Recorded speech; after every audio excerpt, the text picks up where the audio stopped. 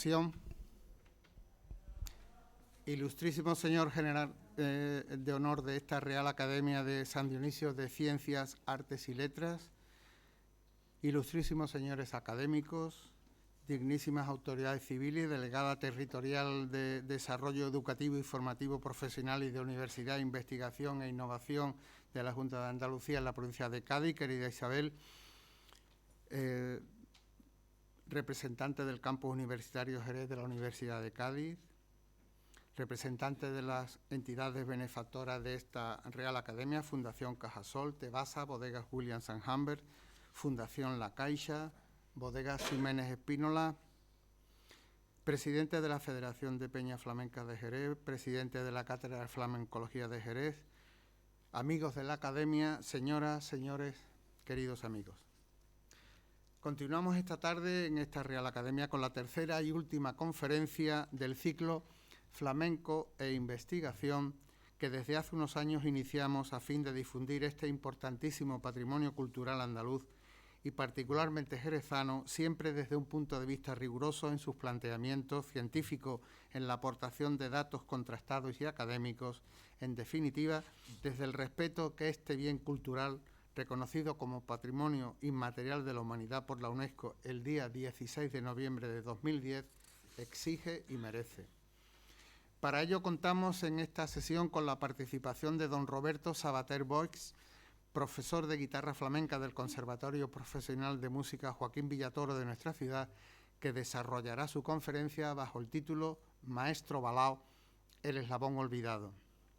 Muchas gracias, querido Roberto, por aceptar la invitación que en su día te hice para que participaras en este ciclo que con tanta ilusión preparamos de la mano de personas con profundos conocimientos del flamenco, tanto en su vertiente investigadora como en el campo de la gestión cultural, crítica flamenca, o escritores que han profundizado en el mundo del cante en sentido amplio, o los artistas flamencos ejecutores al cabo de un arte tan universal como profundo en el fondo y en el alma. Roberto Sabater Boix, nacido en Alicante, es el primer licenciado en música en su especialidad de guitarra flamenca por el Conservatorio Superior Manuel Masotti Litel de Murcia, de la mano del profesor y gran guitarrista Carlos Piñana. Estudia en Madrid armonía moderna con el prestigioso guitarrista Chema Vílchez y continuó su formación con José Jiménez el Viejín, al que considera su principal maestro de guitarra. En su faceta de investigador ha realizado múltiples trabajos presentados en la Universidad de Alicante y de Cádiz, destacando aquellos dedicados al acompañamiento del cante a través de la historia, la guitarra flamenca y clásica, los cantes con influencia americana, etc. También hay que destacar el trabajo de investigación titulado Ramón Montoya en la obra de don Antonio Chacón. Ha publicado varios artículos de investigación en la revista de la Cátedra de Flamencología de Jerez y en la revista digital Sinfonía Virtual. En 2018 consigue el Premio Internacional de Investigación Ciudad de Jerez. En los últimos años su principal ocupación ha sido la docencia de la guitarra flamenca en los conservatorios andaluces, ejerciéndola desde Almería hasta Huelva, inmerso en la búsqueda de una enseñanza que trate una metodología que se adapte a la institución del conservatorio y a nuestros tiempos, a la vez de continuar con la esencia de la tradición oral recibida. Ocupa su actual plaza como funcionario de carrera en el Conservatorio Joaquín Villatoro de Jerez. Esta tarde abordará y profundizará sobre la vida y obra de un guitarrista muy particular, el jerezano José Luis Balao, al que el maestro Paco de Lucía dedicó una fotografía definiéndole como el científico de la guitarra. En primer lugar, abordará la Escuela del Toque de Jerez, ya que esta sería la fuente fundamental en su formación, y a continuación enfocará la trayectoria profesional como guitarrista en activo y su posterior ciclo en la etapa docente, que es donde más destacó. También analizará su faceta compositiva, así como el valor de su obra a través de las características y el lenguaje utilizado en las mismas.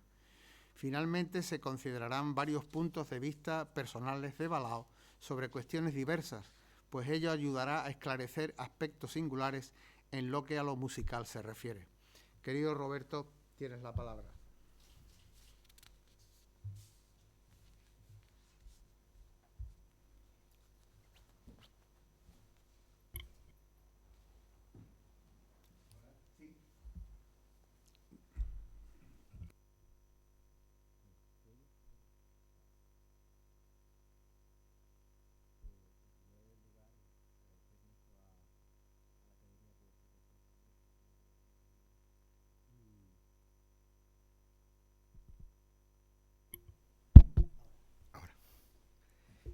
especialmente, buenas tardes, mostrar mi gratitud a la Academia, especialmente a don Juan Salido Freire, por darme la oportunidad de estar aquí esta tarde.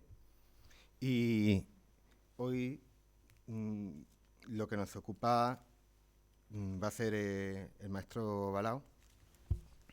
Vamos a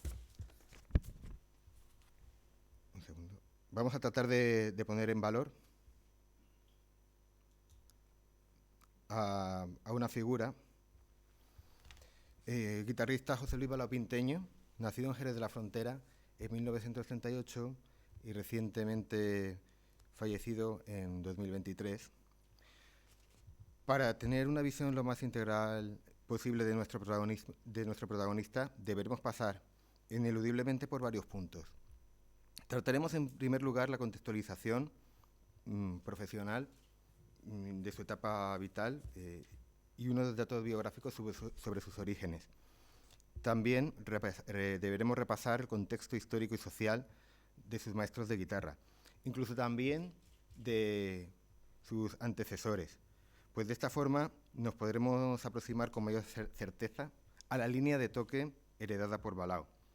Me refiero a qué componentes posee esa línea heredada por el maestro Balao, en qué se basa, y posteriormente comentar cómo o qué ingredientes posee el toque de Balao cuando lo transmite, observando así similitudes y diferencias respecto a sus antecesores, ya que comenzar hablando de la escuela del toque de Balao o cómo éste la transmitía, no tenemos una perspectiva si no nos remontamos esas generaciones atrás, pues el toque flamenco pues como herencia que es de tradición oral, además en este caso pues es interesante para así también le podremos formar un criterio más acertado, ¿no?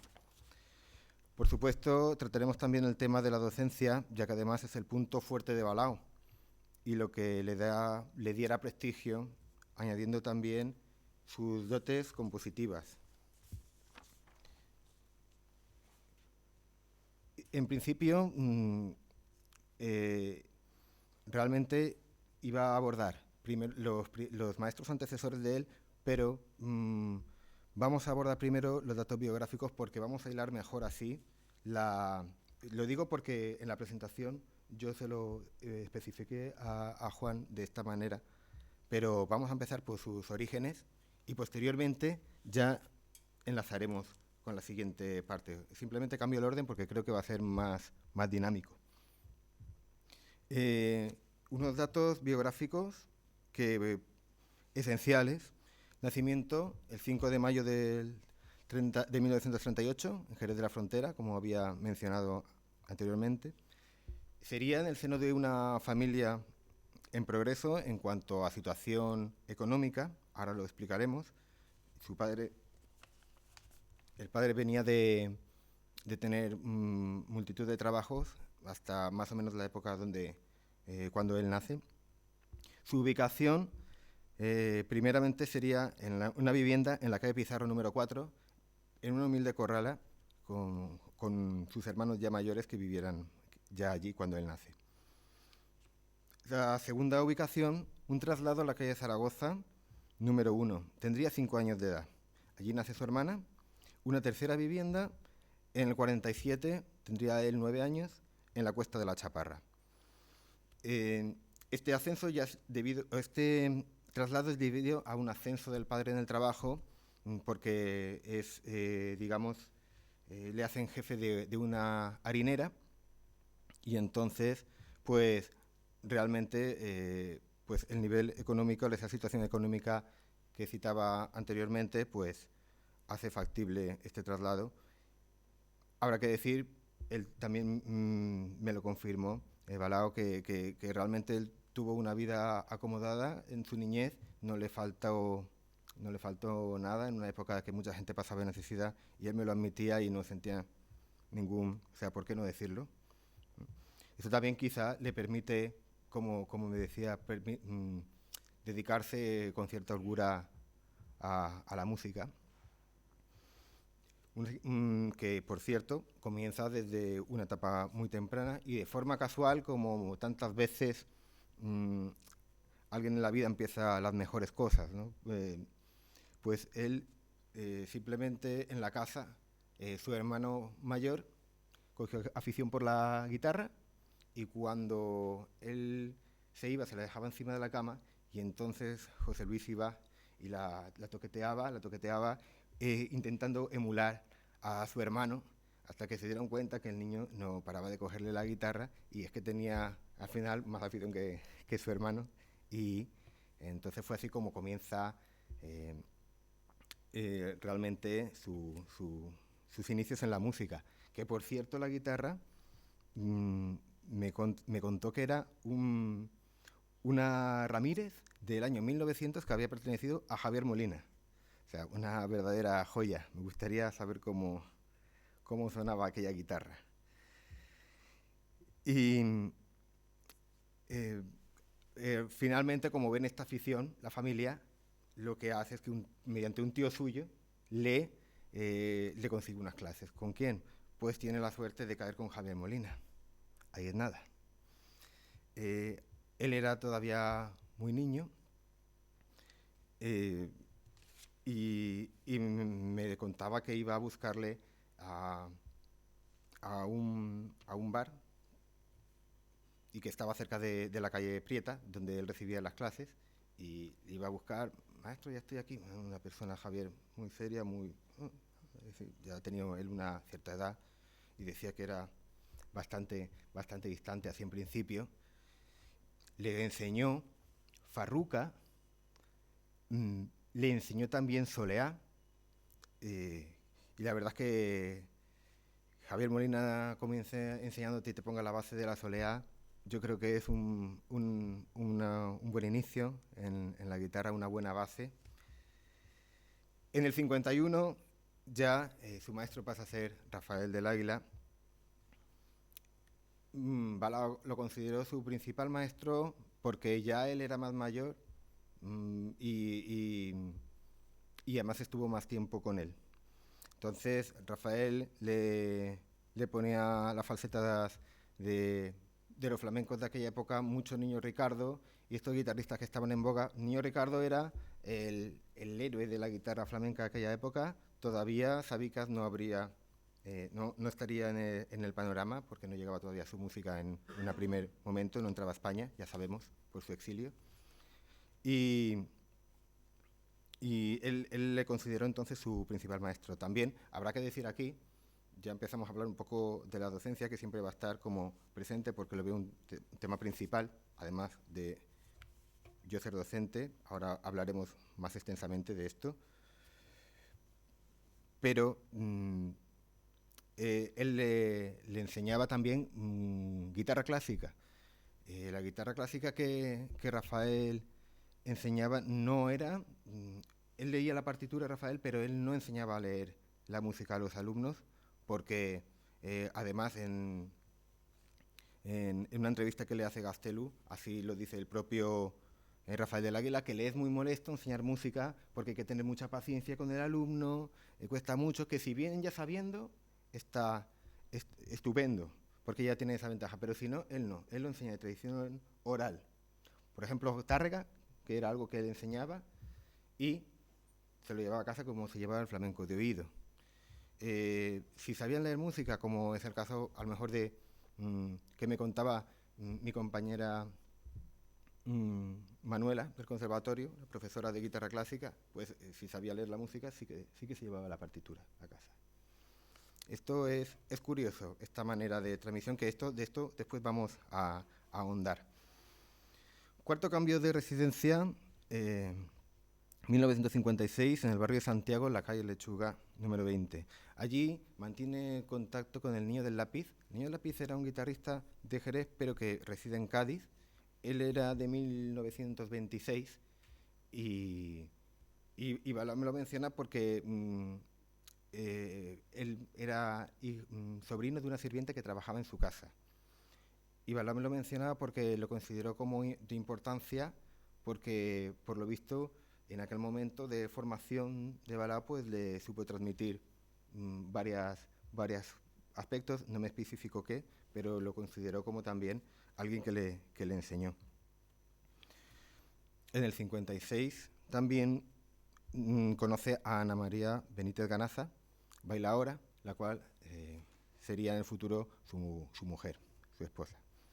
En un recital del Alcázar fue. Del 57 al 59, servicio militar. Junto a Ana María comienza un traslado a Madrid en busca de ese futuro que tantos artistas flamencos han buscado en la capital y estuvieron allí un tiempo en el tablao Las Brujas de la calle Norte. Pero realmente su etapa, digamos, su comienzo, un porvenir y estabilidad, digamos, laboral con la guitarra, comienza en el 61 con los Zagales de Jerez. Los Zagales de Jerez sería, le reportarían los primeros éxitos. Los componentes era Rosario Pliego, la jerezana, el bailador conocido bastante aquí en Jerez, Cristóbal Fernández, Cristóbal Jerezano, su mujer y él. Este era el cuadro que llevaban. Esta etapa, yo aquí divido en varias etapas, digamos, esta ya sería balao en activo sobre los escenarios, ¿no? Su carrera en activo como guitarrista en los escenarios, del 61 al 69, los Zagales de Jerez. El tipo de lugares, de escenarios donde se movían los Zagales de Jerez fueron 9 años que no pararon, ¿no? Fueron una serie de años que comienzan en Barcelona, en los Jardines de Córdoba y Andalucía de Noche, por un contrato de 7 meses, y de ahí van enganchando. Paso rapidísimo porque estos son simplemente unos datos, tampoco es cuestión aquí de profundizar demasiado. En el 62, traslados de Barcelona a Palma de Mallorca.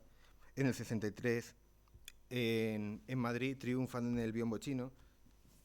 Hay un recorte, tengo aquí un recorte de prensa, bueno, que no tiene mayor, que lo cita avalado como gran guitarrista virtuoso y maestro de la sonanta. O sea que con gran éxito triunfan en el biombo chino, que era un lugar de moda en Madrid. En el 64 en Costa Brava, Barcelona, Alicante, 65, 66, Barcelona, Almería, Mallorca, 67, Mallorca, donde conoce a Paco de Lucía, y con Paco de Lucía mantendría una amistad en aquellos años, durante varios años. Coincide con él en Mallorca varias veces. En el 68 está marcado por un terrible accidente de tráfico y está casi en blanco, aunque acaba actuando en Málaga y Mallorca, y en el 69 se disuelven tras actuar en Madrid y Palma de Mallorca principalmente. Aquí yo distingo una etapa, porque la siguiente, ya que yo llamo solo en la carretera, porque ya él se va buscando la vida como guitarrista sin un grupo, sin un cuadro, y 70, 71 y 72 continúa mucho trabajando en Palma de Mallorca y Barcelona, Costa Brava, pero de acompañante, mayormente. Algo al baile y bastante al cante. En el 73, 74, 75 y 76 comienza una carrera solista ya importante, sobre todo en Portugal, Portimao, Setúbal, Lisboa. Durante años estuvo viajando constantemente. Recitales también en Palma de Mallorca. En Palma de Mallorca, por cierto, en el 76 es cuando coincide con Paco de Lucía y encontramos esta foto famosa, famosa para mí, que tenía en la academia, una foto, les comento a ustedes, llamaba mucha atención porque la dedica Paco al maestro, que es cuando le denomina el científico de la guitarra, ¿no? Está fechada el día 10 del 9 del 76. Para mí es muy fácil acordarme porque tenía 2 días de vida. Entonces, y yo soy del 8 y eso estaba firmado el 10, esta dedicatoria tan como científico de la guitarra, ¿no? fue esa coincidencia en Mallorca. 77-78, Portugal, y ya aquí se despide con una gira, con un concierto en Bagdad, ante los reyes de España y otros importantes mandatarios. Y es un fin de la gira nacionales e internacionales. En el 78, en noviembre, en Jerez, participa como jurado en el concurso Los Cernícalos, que Óscar Herrero era uno de los participantes, creo que quedó el segundo, por cierto. Lo digo porque ya un guitarrista importante salió del concurso Los Cernícalos en esta época. Y ya por agotamiento, así lo citaba la prensa, porque decía textualmente: ya estoy harto de dar tantas vueltas, y además tengo una hija de 2 años, que había nacido en el 76, que apenas veo y ya me quedo en Jerez. ¿Qué quiere decir que se quedara en Jerez? Que se acabara su carrera, ni mucho menos. ¿Por qué? Porque en la etapa que se establece, él lo que comienza es mucho a acompañar en la sierra a diversos cantadores. La lista de gente a la que acompaña es extensísima.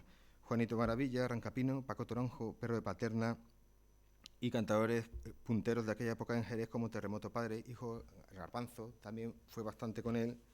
Sordera, valga la anécdota también, que acompaña a una niña Pastori con 13 años entonces en un teatro en Bornos. Y tanto era su volumen de trabajo en estos años que le llamaron el Rey de la Sierra, porque no paraba, estaba más tiempo en la sierra que en Jerez acompañando, y tenía ese sobrenombre durante aquellos años.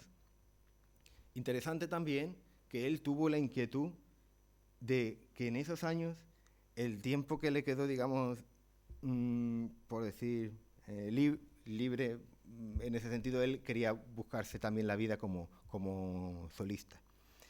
Entonces, sobre todo en el ámbito de la ciudad de Jerez, encontramos también varios artículos donde nos comentan sus actuaciones en solitario. Él tenía siempre esa inquietud de la guitarra solista y hizo cantidad de recitales. Estos recitales tenían una forma mixta de guitarra clásica, la primera parte, y guitarra flamenca. Interesante también de aquí que la guitarra flamenca ya empezaba a ser de su autoría, los toques. De hecho, en uno de los artículos recogidos que tenía Balao en su archivo personal, en la iglesia parroquial de San Mateo, concluyen diciendo: tarea extraordinaria en pro a la revitalización de la cultura. Esto porque era por esa revitalización que significaba realizar toques nuevos, de su propia cosecha, como llamamos. En el 99 recibe el Premio Nacional de la Cátedra de Flamencología la Copa Jerez. González Díaz se la entrega a Moraito. Y el último concierto se data en 2008, en el 125 aniversario de los hermanos Lasalle. Bien, hasta aquí este recorrido, que aún intentando ir rápido, pues siempre es bastante entretenido porque estuvo muy activo y bueno, no me quería dejar tampoco nada. Lo que yo voy a pasar ahora sería entonces al siguiente apartado, que parece que se puede alejar un poco, pero le tenemos que ver al final de la conferencia todo el sentido. Y ahora iremos entrando en ello, y me parece que puede resultar para todos ustedes interesante, y por eso me sale también decirlo, ¿no? Y porque no sabía si omitirlo o no, pero creo que es parte de mi investigación y entonces lo voy a poner aquí, pero muy de puntillas. Vamos a ver las líneas de toque de Balao. ¿Por qué? Porque Porque si Balao es reconocido o queremos poner en valor su figura como maestro principalmente, ¿qué tenía ese maestro? O sea, yo no quiero que esto sea gratuito. No decir, porque lo digo yo, porque al final, como contaré, pues me mantenía una amistad con él o cualquier tipo de... No. Esto hay que argumentarlo, pienso, que hay que argumentarlo lo mejor posible. Entonces, vamos a conocer esas líneas que digamos, de esas fuentes donde esa línea de toque donde Balao bebe. Y es alucinante, valga, porque es así, a mí me lo resulta, hasta dónde nos va a remontar esto. El origen de la Escuela de Jerez es inaugurada por Javier Molina.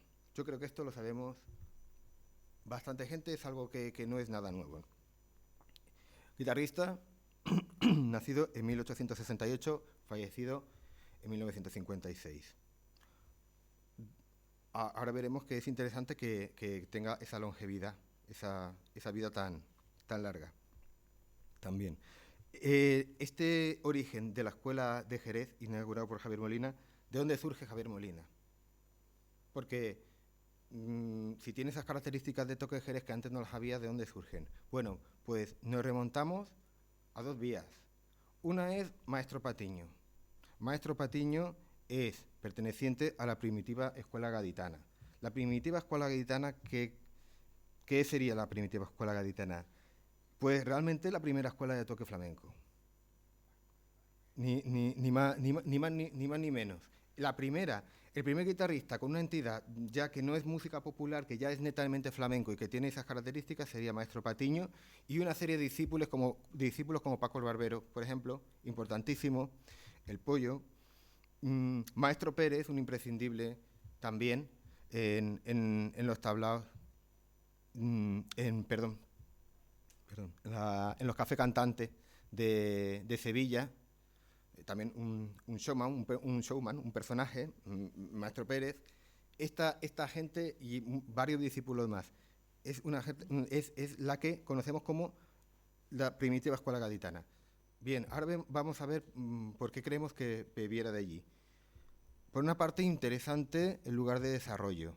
El lugar de desarrollo es el café cantante. Maestro Patiño nace en 1829, fallece en 1902, por cierto, para que lo ubiquemos en el tiempo, esto es muy importante.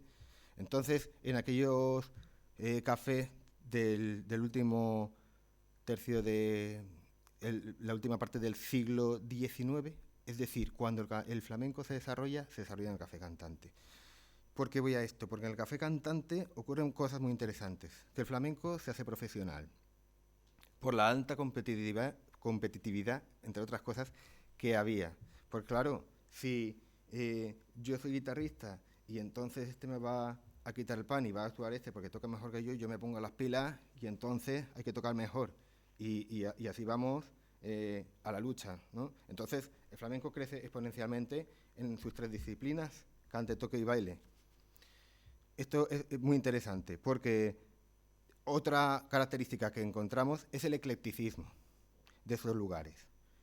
También, ¿a qué nos referimos? Pues que era un escenario ecléctico en el sentido que estaban los guitarristas acompañantes de los cuadros de baile, que serían estos primeros flamencos, Maestro Patiño y esta serie de personajes que hemos citado, y por otra parte estaban los guitarristas que llamaban en la época por lo fino.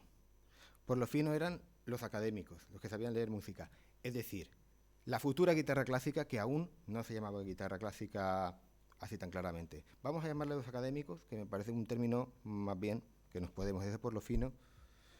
Estos guitarristas, ¿qué suerte hubo ahí para el flamenco? Y también para estos guitarristas, ahora contaremos, que se influenciaron porque estaban en el mismo escenario.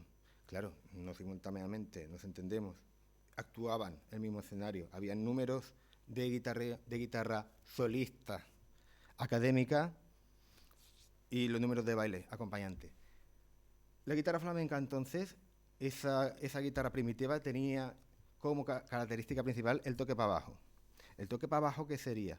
Lo que conocemos, rasgueos, pulgar, lo que gesticula para abajo, que es las técnicas que más fuerte suenan en una guitarra flamenca. Esas técnicas son las que nos sirven mayormente y tradicionalmente de acompañamiento y las que caracterizan el toque flamenco. ¿Cuál es esa casi antítesis? La guitarra académica, que lo que hace es tocar para arriba. Arpegio, enganches, trémolos, técnica fina para tener un gran pulso, pero que es realmente con lo que más melodía, por decirlo de una manera así llana, con lo que más música se hace, más melodía se puede ejecutar. Creo que lo entendemos todos. Claro, los guitarristas flamencos querían emular a los que tocaban académicamente. ¿Por qué? Pues porque ellos querían también hacer sus solos de guitarra porque así ganaban prestigio y les contrataban más. Hacían sus partes que después se llamaban las falsetas, era más musical que solamente rasguear. Entonces eso ya lo empezaba a hacer. Ojo, no es fácil rasguear con propiedad y hace falta una gran tecnicidad. Eso no quiero parecer que... Ojo, el flamenco muy rápidamente fue técnicamente muy difícil en el rasgueo y en los pulgares, que conste. Pero no tenían la otra parte. Entonces, lo que fue un intercambio. Ese intercambio, ¿qué fue? ¿Que los guitarristas clásicos cogieran esa técnica para abajo? No. El guitarrista académico lo que coge es el repertorio, si nos damos cuenta. ¿Por qué? Por un nacionalismo en boga que había.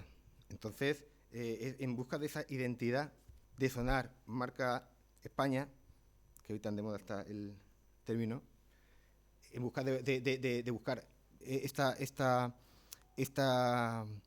música nacionalista, qué mejor ejemplo que aquel género que estaba surgiendo, que era el flamenco. Ya cansado de italianismo, de afrancesamiento y todo lo que estaba España, harto de tanta guerra con estos países, lo que querían era... Entonces lo sirvieron como emulación de lo flamenco, cogían a lo mejor pues, malagueñas o podrían coger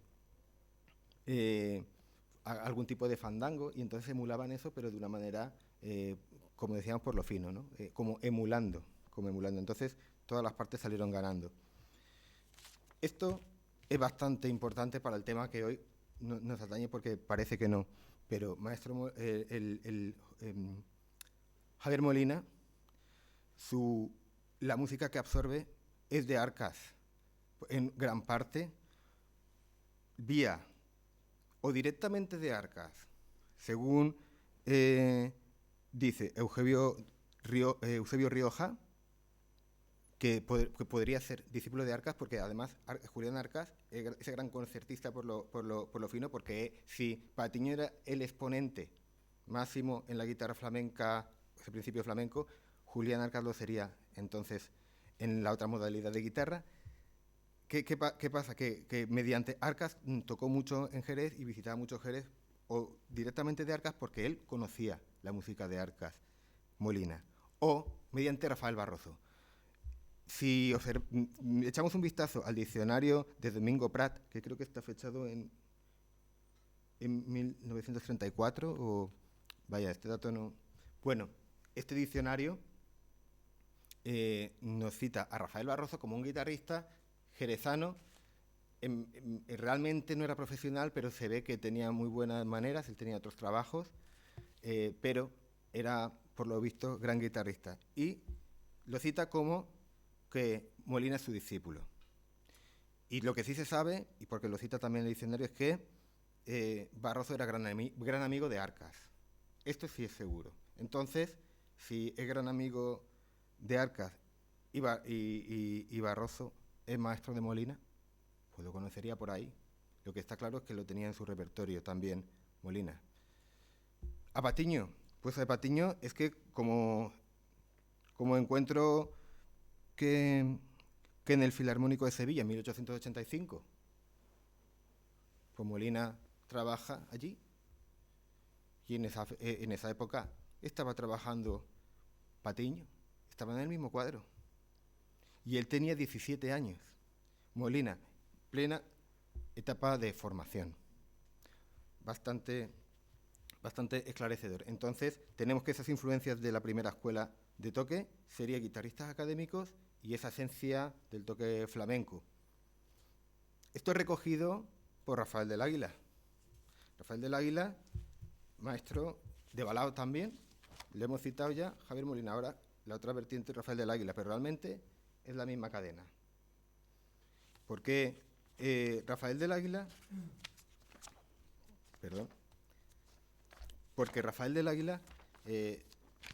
sabemos que fue maestro de toda una generación importante de guitarristas de Jerez que definen el toque de Jerez. Hay tantísimos, desde Periquín a su hermano, también incluso Gerardo Núñez llegó a ser alumno de él, y el Carbonero. Es que la lista es increíble. Rafael del Águila nace en 1900.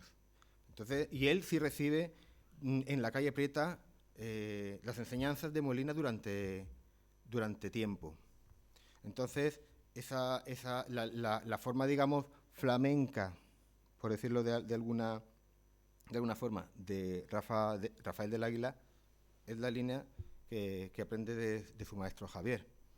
Balao está también, claro, como discípulo de estos dos maestros. Interesante de Rafael del Águila, que como habíamos citado anteriormente, también conoce la música clásica, aunque como he dicho, no la transmite por transmisión oral normalmente, si el alumno no viene leyendo. Pero la transmite y a Balao se la transmite. Y Balao cita que le enseña Tárrega, Malat, por ejemplo, Albéniz, y eso se lo transmite, no Javier Molina, se lo transmite Rafael del Águila. Paco Cepero también encontramos en alguna entrevista cuando lo citan que también le enseña música clásica, para que Cepero dice que le sirvió bastante porque le sirvió para matizar. En fin, que le resultó también parte de su enseñanza.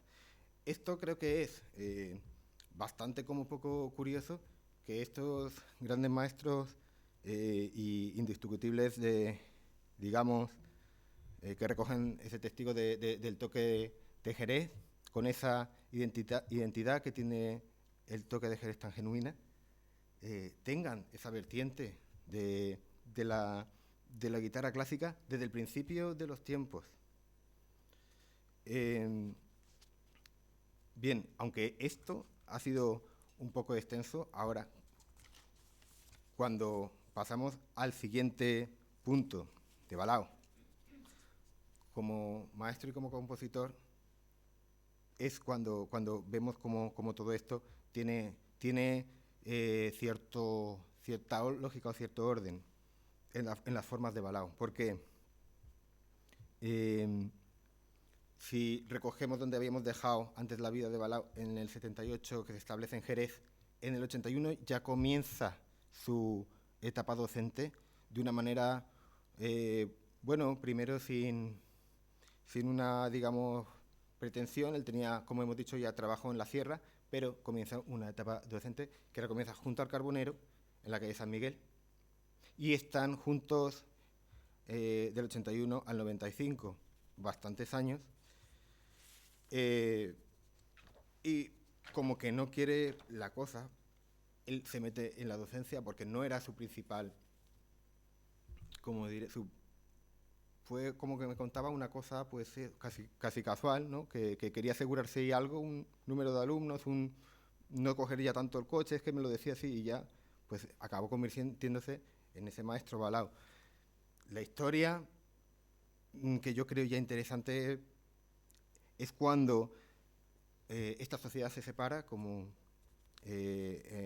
Balao, Carbonero. Hay que decir que Carbonero llevaba ya desde el 75 ejerciendo la docencia, bastante antes que Balao. También que conste que no empieza Balao y empieza Manuel Lozano, la empieza en el 75. Es Balao quien se añade. Entonces Balao tras esas diferencias que surgieron entre ellos, se establece una ubicación nueva en la calle Gaspar Fernández. Ahí es donde tenemos ya a Balao, donde surge, para mí la leyenda de Balao, ¿no? De sus manos, pues, sale Santiago Lara, José Quevedo Bolita, Pepe Justicia, Jesús Guerrero, Alfredo Lagos, Javier Patino, Juan Diego, Pascual de Lorca, Antonio Higuero. Es que la lista es tan larga, tan increíblemente larga, que no puede ser una casualidad. Que es que cayó allí algún buen alumno, ahí habría algo. Esto me mueve a mí a hacer la investigación, como ahora contaré. Además, como docente, imagínense lo que tendrá este hombre. Bueno, con el transcurso de los años, por si fuera poco, en esta academia de la calle Gaspar Fernández, número 11, se transforma en un lugar de peregrinación para guitarristas de todo el mundo, desde Latinoamérica, Australia, Marruecos, Japón. Y esto a mí ya me parecía increíble, porque el planteamiento sería: ¿cómo llega gente de todo el mundo a conocer al maestro Balao? Un guitarrista sin apenas discografía en el mercado, porque no tenía tampoco una discografía que hubiera tenido una gran distribución, y nada viral, porque obviamente las redes no existían de internet como hoy en día. Y segunda cuestión: ¿qué es lo que ofrece que salga tal volumen de buenos guitarristas en su academia?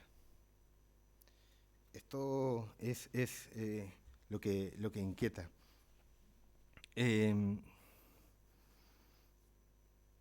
Esta es la pregunta, digamos, primera.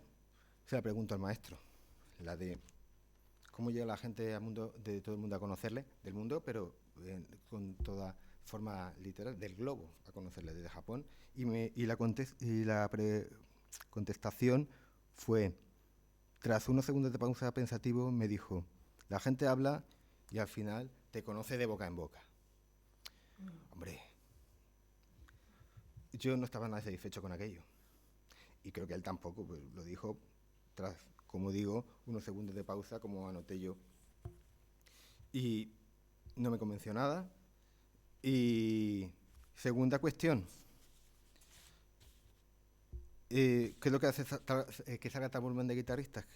Esa cuestión yo creo que ya me la empezaba a contestar yo. Y tendrá relación con la primera pregunta, que quizá tenga un buen método de enseñanza, cuando nadie lo tenía. Eso es lo que yo pensé para mí. Digo, pues este hombre ha estado haciendo las cosas como no las hacía nadie. Y ha continuado haciéndolas durante mucho tiempo, cuando nadie tenía unas formas. ¿Qué formas eran estas? Ahí comienza la apasionante investigación, ¿no? Y creo que tengo que contar algo de personal también en este momento, porque yo conozco a Balao en 2012. A mí me destinan en Jerez para una sustitución al conservatorio. Creí que iba a estar 2 semanas, ya llevo unos años.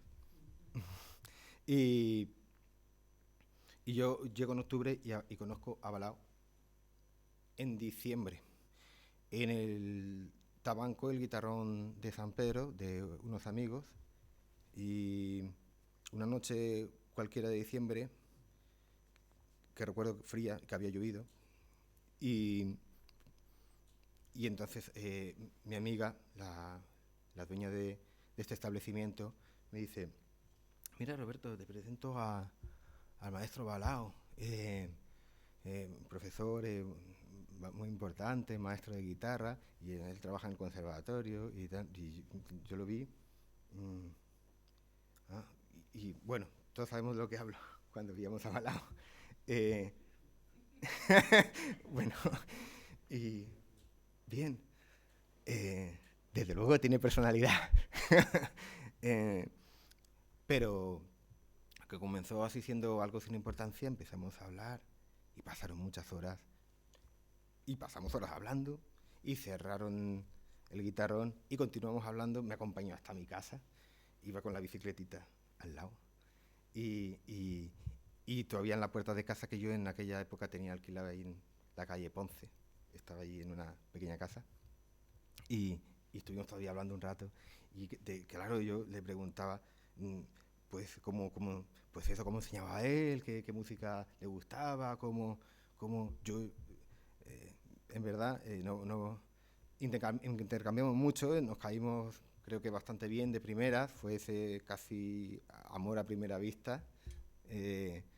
Y él, claro, dice, cuando la dueña del establecimiento me dice, ¿conoces a Balao? Yo dije que no, pero después digo, sí que lo conozco, sí sé quién es. Claro, yo en el transcurso de la conversación caí quién era este señor, porque cuando yo vivía en Murcia, que estudiaba en el Conservatorio Superior, una vez en un concurso de guitarra había un muchacho, tenía 15 años.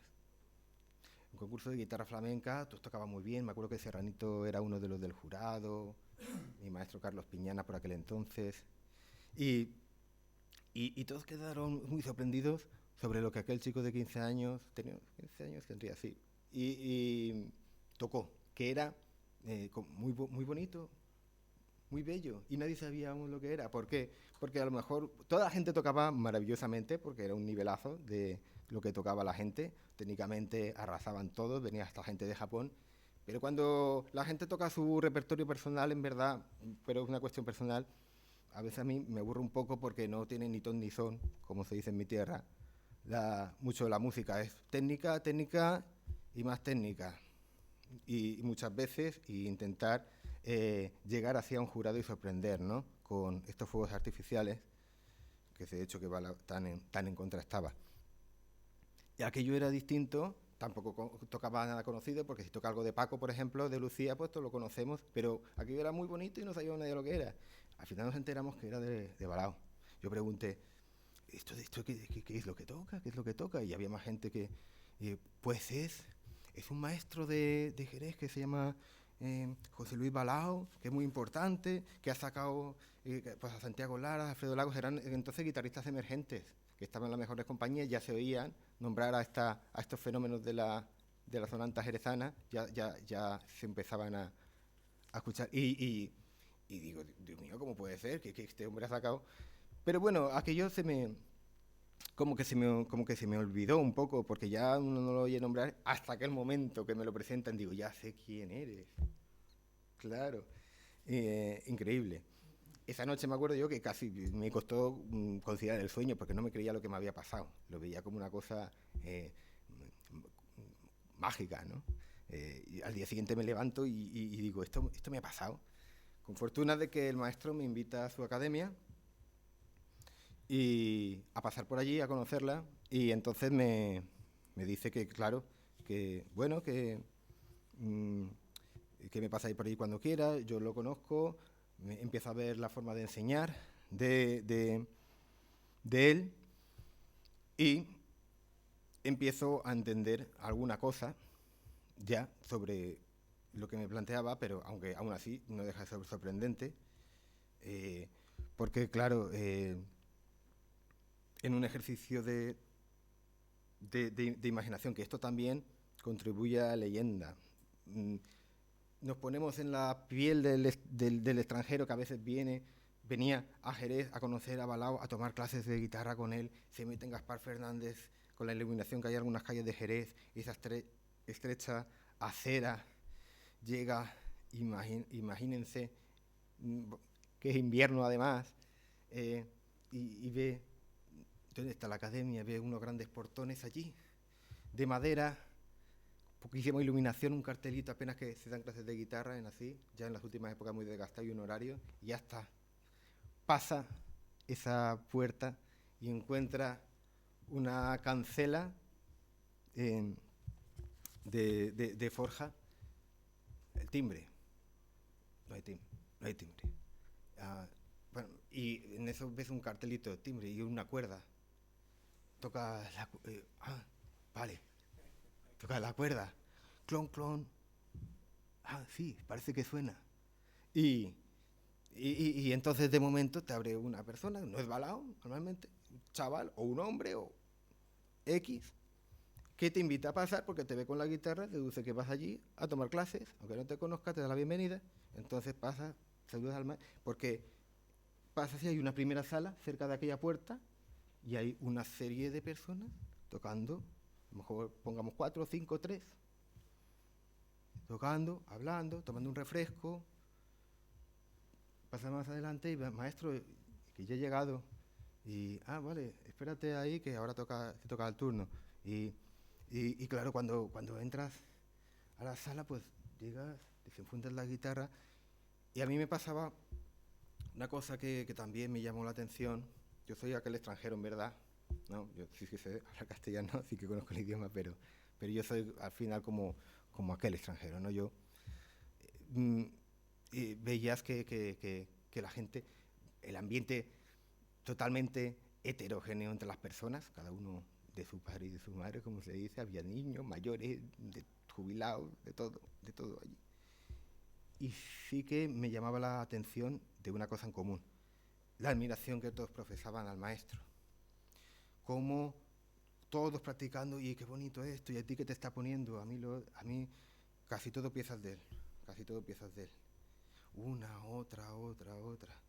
¿Cuántas piezas tiene este hombre, Dios mío? Pues tenía escritas casi 200 y pico tenían catalogadas Jorge Pollatos, que es un alumno suyo que intentó hacer una catalogación. Lo que pasa es que todas no son de su autoría, esto con arreglos, pero suyas llegan a ser, rebasan las 140 fácilmente. Bueno, en fin.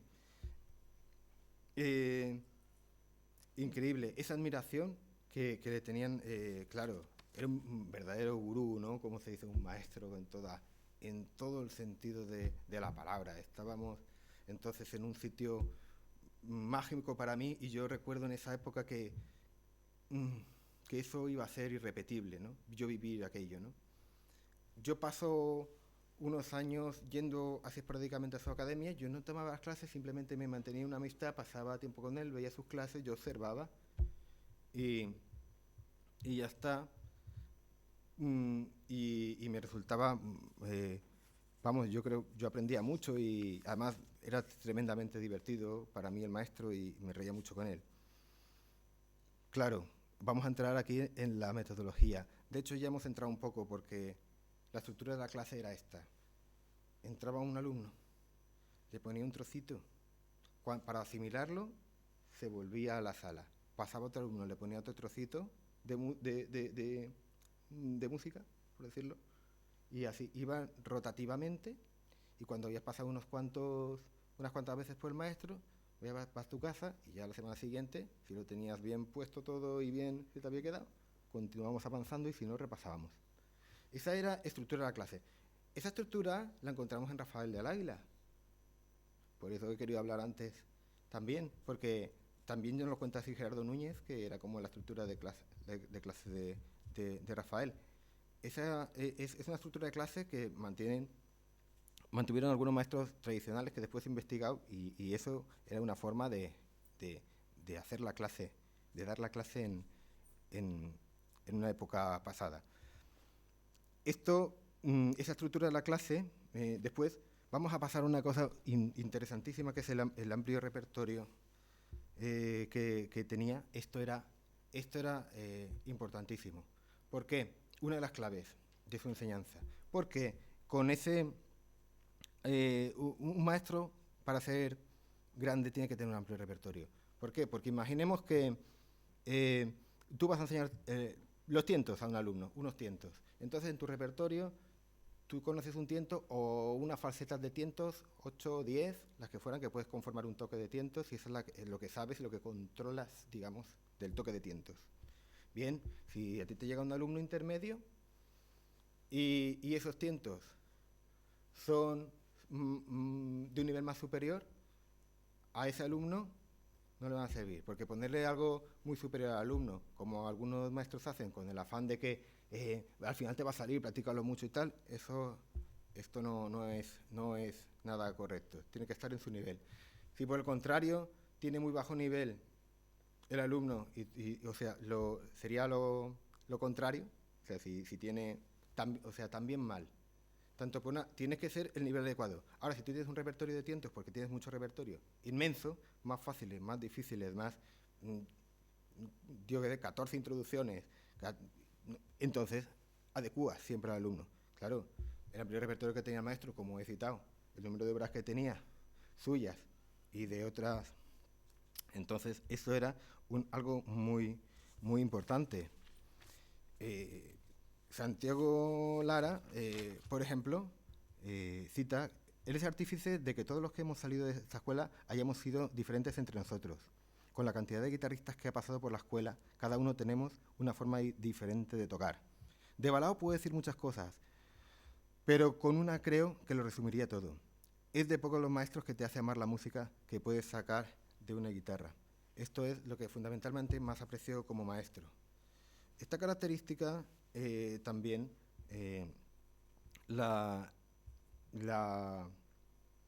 vemos porque tenía muchas influencias de mucha música, porque él lo mismo tenía en el repertorio arreglos de Lucía de Serrat, Baden-Powell, Quiroga, Armando Manzanero y multitud de fragmentos de otra música que en ese sentido, como dice Santiago muy bien, pues te abren la mente muchísimo.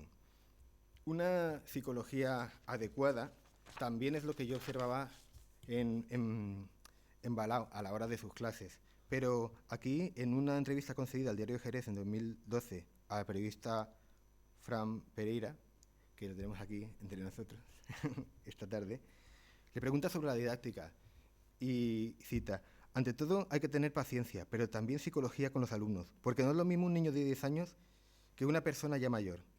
Es una labor importante esa, porque reconozco que en más de una ocasión he hecho de psicólogo. Hay personas que también vienen con problemas y a mí me gusta escucharlo. Luego también hay que tener un gran conocimiento musical y tener la mente abierta a todo tipo de música. Bien, esa psicología también la vi en activo muchas veces con infinidad de alumnos.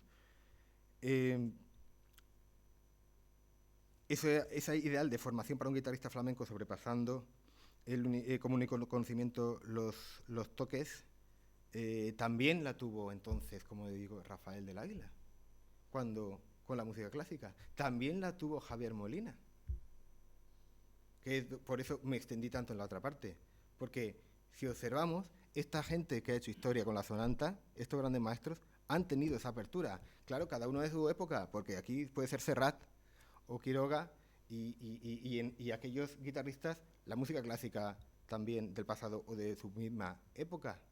Entonces, quiero decir que eso en común están grandes guitarristas. También la tuvo Miguel Borrul, por decir otro grande, o Manuel de Huelva. Miguel Borrul con Tárrega directamente. Entonces, es curiosísimo que estamos hablando de toque esencial del flamenco, el toque de una manera como muy, como decirlo una palabra que a mí no me pega nada, ¿no? Pero muy pura o muy esencial, y realmente esta gente tenía esas influencias, muchos de ellos. La importancia de su obra es fundamental porque lo demuestran los concursos de guitarra que muchos alumnos suyos han ganado, de Santiago Lara en Sevilla, en la Bienal, o con piezas suyas, mucha gente, también Pepe Justicia o otra mucha gente que ha tenido mucho éxito tocando su repertorio. O sea que ahí tenemos Francisco León también, con los concursos de guitarra han tenido mucho éxito con su repertorio, con el repertorio de Balao. Entonces, de alguna forma, esto es muy importante. Yo no sé si me quedará algo de algunos minutos, pero ya, nada, pues voy a ir concluyendo ya. Yo me traje la guitarra, pero no estuve muy seguro de poder darme tiempo para ejecutar algo. Pero lo que sí que me gustaría entonces que se hubiera entendido. En realidad mi cometido era llegar hasta aquí Lo otro fue una idea de más de última hora. Pero para finalizar, pues quiero también como dar información que en la Cátedra de Flamencología tenemos, bueno, ya Fran Pereira me lo comentó, que tenemos pendiente un homenaje a Balao, recopilando más información, poniéndola más al corriente de aquellos años que yo hice esta investigación. Y decir también para finalizar que yo, por la parte que me toca, humildemente intentaré transmitir el toque suyo desde mi posición en el conservatorio, ¿no? Como ya lo hice así en otras provincias, en otros conservatorios, de transmitir algunos toques del maestro. Pero yo creo que aquí en su tierra, con más razón aún, trabajando en el Conservatorio de Jerez, creo que esa seña de identidad de esta rama del toque de Jerez pues no se debe perder.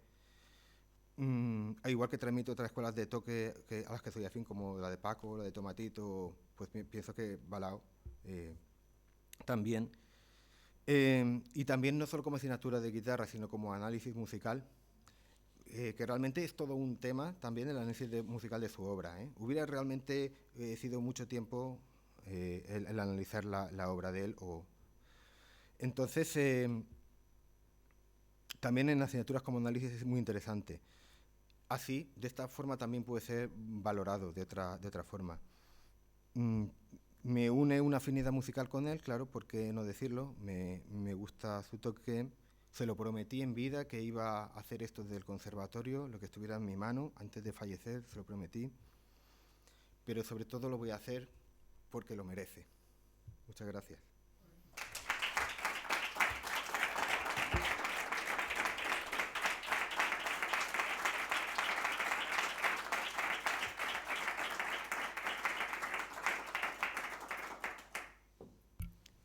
Muchas gracias, Roberto, por tan didáctica conferencia en una persona que para todo el que haya tenido un acercamiento al flamenco mínimo, pues claro, es un personaje que lo tenemos en nuestra memoria.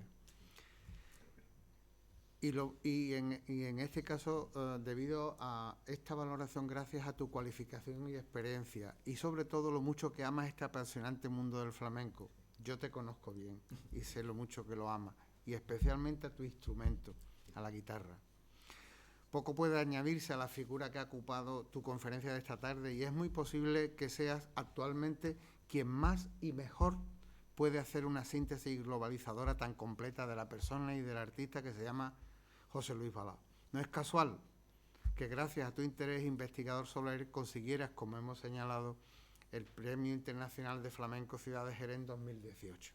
Así como valorar de una tacada su proceso de aprendizaje formativo, su trayectoria profesional, su faceta compositiva, incluyendo el análisis, las características y el lenguaje utilizado en las mismas, para finalmente introducirnos en algunos aspectos de su personalidad y su trascendencia para las posteriores generaciones de guitarristas. Muchas gracias de nuevo, querido profesor. Y muchas gracias igualmente a las autoridades que nos acompañan, a los miembros de las instituciones flamencas, a los benefactores y amigos de la Academia y en general a todos los que hoy nos honran con su presencia, y les emplazo para el próximo martes, día 23 del presente mes de abril, para asistir en este salón de actos a la conferencia inaugural sobre el ciclo dedicado al vino de Jerez, que estará a cargo de don Luis Guillermo Pérez Vega, licenciado en Ciencias Químicas y licenciado en Enología, elaborador de vinos y quien en la actualidad dirige la bodega de su familia, Bodegas Luis Pérez. La presentación del conferenciante estará a cargo de nuestro académico ilustrísimo señor don Javier Maldonado Rosso. Sin más consideraciones, se levanta la sesión. Muchas gracias a todos.